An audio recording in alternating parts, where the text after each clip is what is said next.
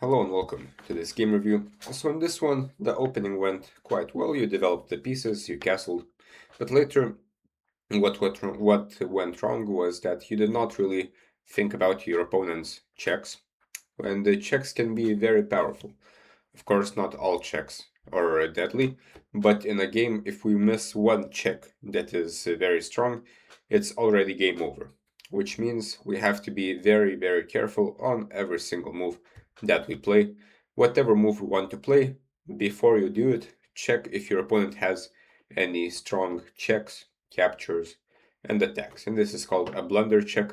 We're just checking whether or not our move is a blunder. And if you do this all the time, it will become a more automatic and your results will improve quite a bit. So let's see what I've got in mind. So we have the Spanish, this is fine, bishop c5, castles. So this is very good, white is castling, controlling the center. d3 to develop this one. And there is the spin now.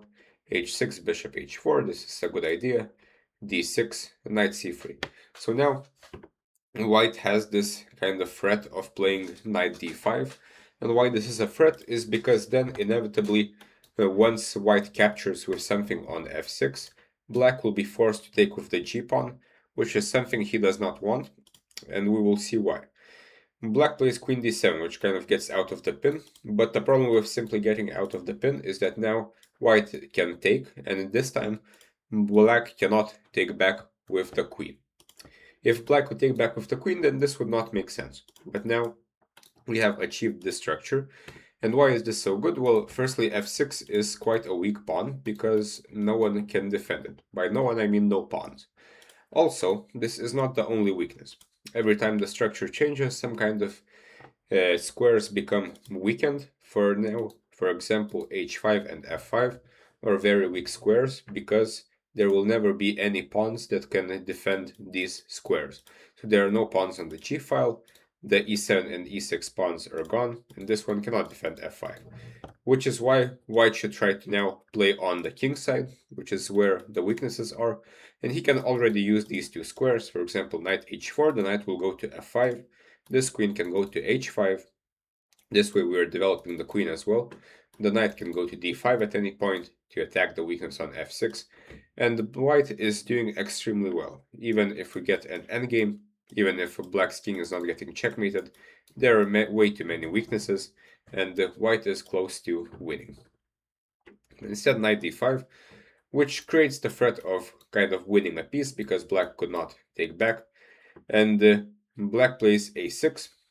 And also, yeah, of course, black cannot take here, because now this is a different pin, and the black will lose a piece on the next move.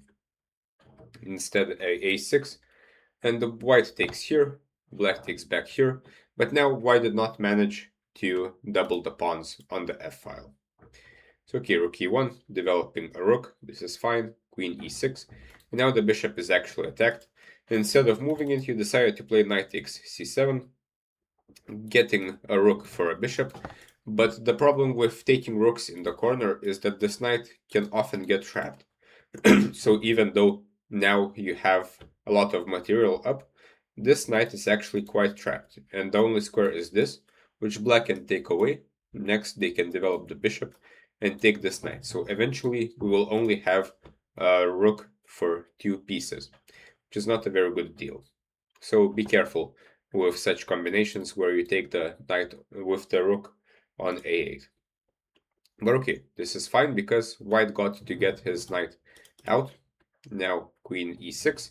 So now we have a winning material advantage. We have a rook and a pawn for a bishop, right? Which means we are now in the process of advantage realization.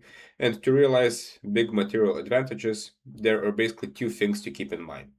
Trade pieces, because the less pieces on the board, the more powerful your extra material will be. And do not blunder, because now the only way to lose is not to get outplayed, it's to simply blunder. It's to blunder something simple like a check, a capture, etc. So now we can exchange pieces. This is what you do, f takes. And now, even though we have a lot of material, our rooks are not really playing. So at some point we will need to start using our rooks. Black does have some pressure here on the king side, but it's nothing too special, as after all, they have not that many pieces, so we should be fine. So at this moment, black is not threatening anything, so we can improve the position, for example with c3. At some point we want to play maybe b4 and a4 to open up the a file for our rook and start counterplay on the queen side. At some point we could also consider playing d4 to take the center. Currently it's not really possible. But knight h4 is a terrible blunder, and it attacks the queen. Firstly, even if the queen moves, it didn't really make much sense to put the knight on h4. So keep in mind, to win this game you do not have to win the queen. You already have a material advantage that is enough to win. So now you just have to keep your material advantage and not blunder anything. Unfortunately, after knight h4, black is not going to move the queen because they have a forcing move, a check, bishop takes f2. Unfortunately, now we are losing a pawn and a knight, after which now black has a material advantage, 2 pieces for a rook, which is actually a huge material advantage. So this is quite unfortunate, and now after one bad move, we are not winning anymore and we are losing. So these are the mistakes that decide games, and this is why we must do blunder checks. A few moves later, we exchange some rooks. The position is still playable. White isn't that much down, of course. Bishop g5, rook e1, but the problem is white couldn't really do anything until now, where black allowed us to just take the 2 pieces back for the rook, and now we get this equal endgame.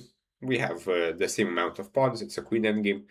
In the queen endgame, we must attack the opponent's weaknesses, and this is what white did. But what's more important than the opponent's weaknesses is the king. Not only the opponent's, but also ours. And now white lost in 2 moves, because of the same thing that happened before with knight h4. White did not think about the opponent's checks.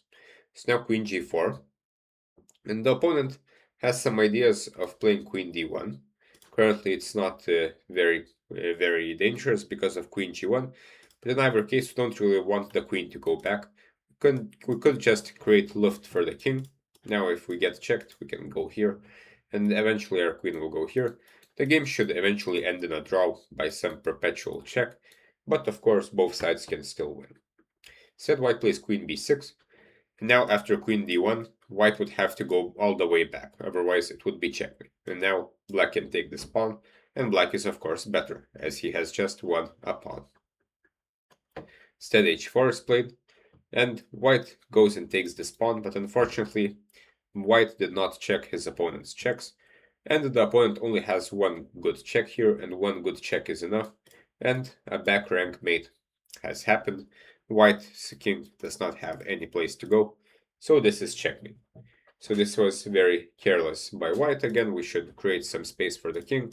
After a check we can go here, and white is more or less fine. He will proceed to take some pawns. So this was quite unfortunate, but very avoidable. And again, the way to avoid this is that on every single move, whatever move you want to make, like sure, maybe you want to go queen b6, maybe your idea to take pawns is good, generally. But before you play your move, imagine that you have made the move, think what checks, captures, and attacks does the opponent have, and once you see this check, you will see, oh, I do not want to allow this. So let's play h3 instead. And then later we can go. So hopefully this was useful, and hopefully you try to do blunder checks in your next games. Good luck.